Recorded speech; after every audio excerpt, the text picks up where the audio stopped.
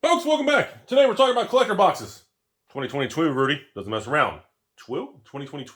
2022 Rudy doesn't screw around. Today we're talking about collector boxes. First thing, Core 21 collector boxes. Seen the price? We are seeing an uptick. And I think it's probably because people are just probably buying them out, or a couple people, or someone sees an opportunity. That was a funny product, because about a year ago, I'd say probably about the end of 2020, I made a video and I discussed Core 2021 collector boxes and Core 2021 as a whole, and I remember telling everybody that particular collector box series had an extremely low print run when compared in relative to the collector box series around it, because it was a core set, Wizards was more cautious. So, I want to report interesting uptick in a core set collector box. Now, next thing, keep in mind the D&D, Adventures Forgotten Realms, also known as AFR, that is the technical core set replacement for 2021.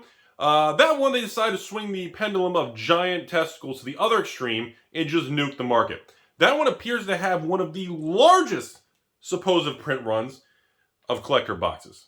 Now, this is where I give you my opinion. I actually don't think AFR collector boxes in 2021 has a high print run. What? Rudy, you are the biggest. Stop manipulating and pumping and dumping the washer-dryer market. No, listen. The reason it feels like that market is just completely inundated is because the market rejected the product, causing the bottleneck and gloat of supply to not flow through the system correctly, giving it the appearance that there's an excessive amount. I don't think Wizards went out of their way to make the AFR Collector Series, which is a core set replacement, as the most printed collector box. I just don't see that. I don't buy into that. It doesn't make logical sense. Now, they may have thought maybe the demand was going to be higher because of the D&D crossover, so they probably upped the print run compared to the Core 2021. I agree with that. Do I think it's extreme? It's more than like the Zendikar collector box? It's more than all the other ones? No. I'm not buying into that personally. And of course, Rudy's trying to manipulate the market. Hashtag Rudy manipulate my stepmom. It's okay. Next, let's look at these other collector boxes. Anybody look at Zendikar collector boxes lately? Anybody? Seriously, look at this shit. Has anyone looked at the Zendikar collector boxes lately? What happened to all the 180, 190, 200, even 210, 220? What happened to all the Zendikar collector boxes? And the Zendikar one, because again, time has a funny way of making everybody forget. Let me hold your hand. Let's go be carrots in the backyard, dig a hole, jump in it, look out for lawnmowers. Remember, let me tell you what actually happened, because people don't seem to remember. Zendikar collector boxes came out. Did very well. Market wiped them out. Prices were like $250 range at release. Sold out, nothing happened. Okay? For some reason, the second wave of these Zendikar collector, remember, collector boxes do not get reprinted. It's a single print run, but Wizards does like to play the bamboozle game where they will hold, a remaining, 30 pallets in their Texas warehouse before they ship them out to distribution or to Papa Bezos on his penis rocket. So it's tough to distinguish whether or not they're flushed out or not.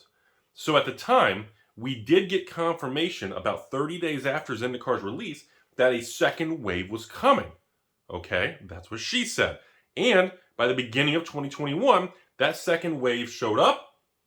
Turns out it was a lot higher than anybody, including myself, my ex, my drive-thru, including everybody, expected.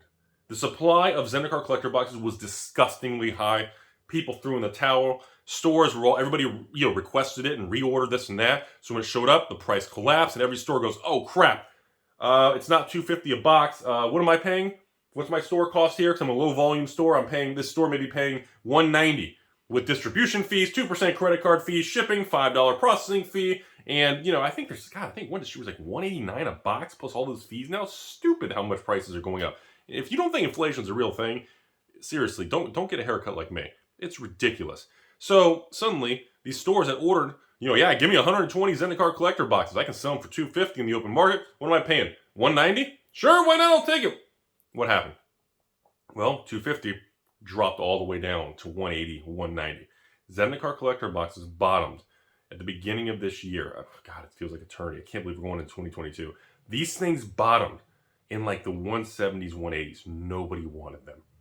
Everybody thought, because again, Wizards did increase the print run of the Zendikar collector boxes.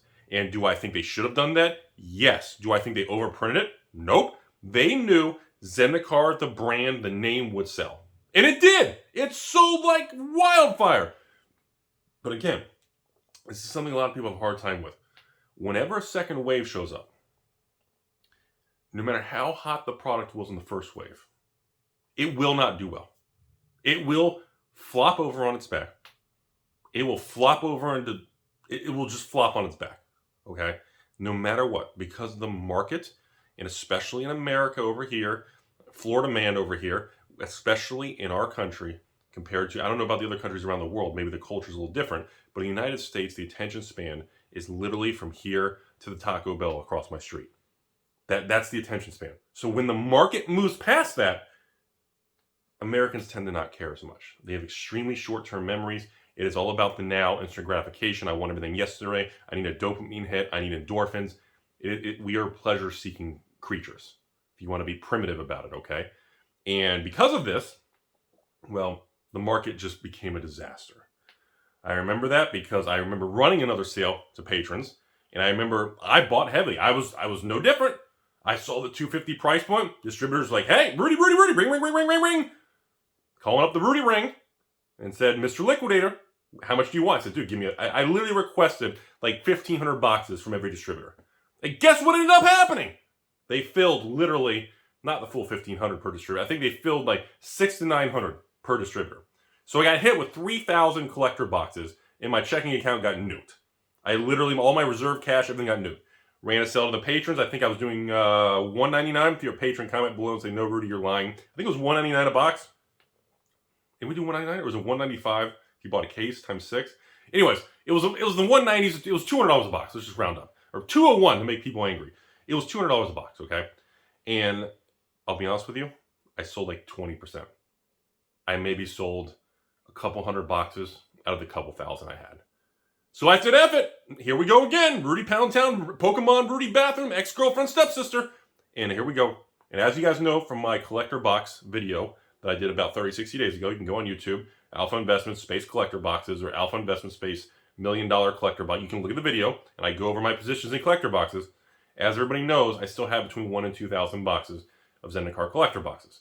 So now the end of this video here, the point I'm telling you this is, the older collector boxes, which I know it's older, I'm saying like 1 to 2 years, I know, right? Old man Rudy here. The 1 to 2 year old collector boxes still appear to show signs of demand and strength. It's only the last 6 months, Strixhaven AFR, Crimson, Midnight, Ford, or I guess Midnight, then Crimson. It's only the last 4 collector boxes. Well, actually, no, call time before that, so maybe the last 5 collector boxes. It's only the collector boxes in 2021 that all of a sudden the market is giving the middle finger to collector boxes.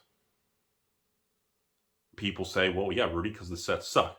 Yeah, Rudy, the sets are forgettable. Yeah, Rudy, the sets are broken. No, Rudy, it's stupid because you can't build any creative decks. It's literally only 2 tier 1 decks that nuke the format, and it's boring, it sucks, and F Wizards and Arena, and this new Alchemy tinfoil thing.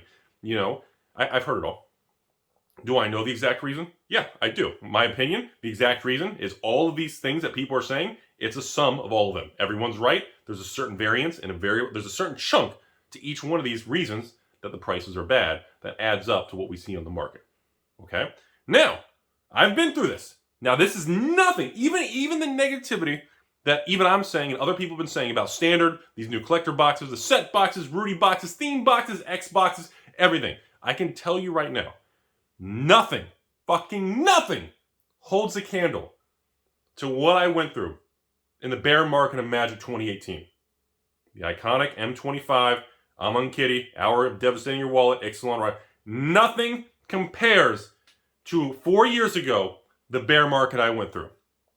When literally I was on the phone, on a cell phone call on a Saturday night in the middle of the night. And I remember distributors literally saying a third of their accounts stopped ordering Magic, owed them money because they had terms and credit and stupid stuff because they couldn't afford it, and they got nuked.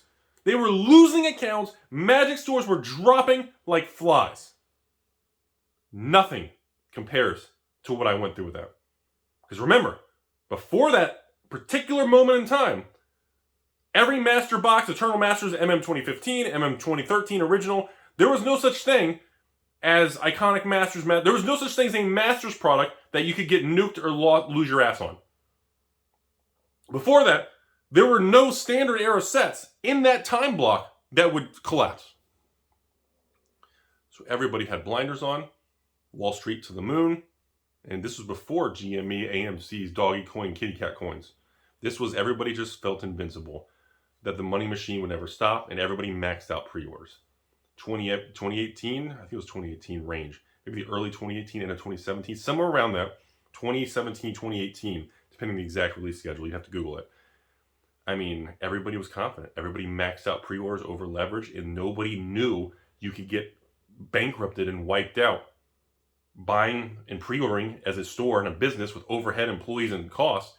You know, go all in, max out your credit card on 10, 20 grand of Iconic Masters. And then suddenly people realized that, well, even that wasn't a shoo-in. So the point of this video, everybody, and then we're going to cut it off today. There are collector boxes pre-2021 showing bullish signs. Don't underestimate it. It's not BS, the data shows it.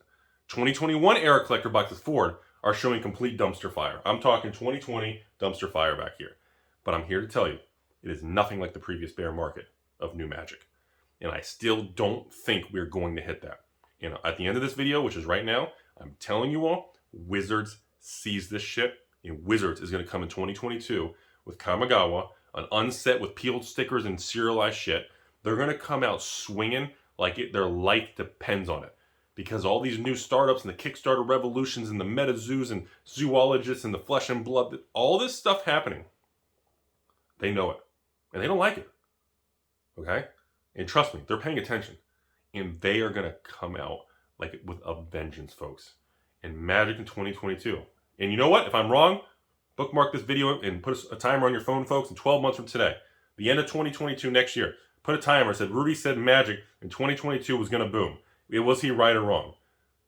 Because I'm going to put it on my calendar for this time next year to revisit this video. I think it's going to boom. Why? Because they know what's going on and they're not going to risk it.